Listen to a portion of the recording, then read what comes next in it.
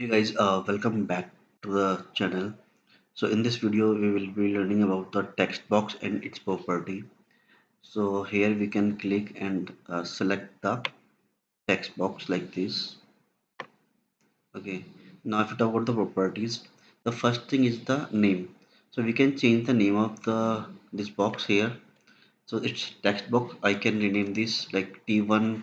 You can rename it to whatever you want. Okay, this will help you in the code in the future. I'll explain when I'll code.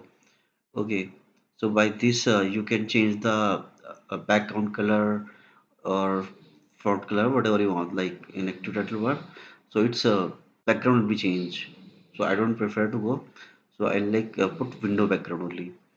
Now we talk about the font size. So it's like if I run this user form and input something here, it will be like very short. Okay, so now we can uh, define the fonts and whatever the style and size we want. So we can choose it like this: terminal, bold, italic, and size is 10. Okay, now if I run this and I type something, so this looks like much better.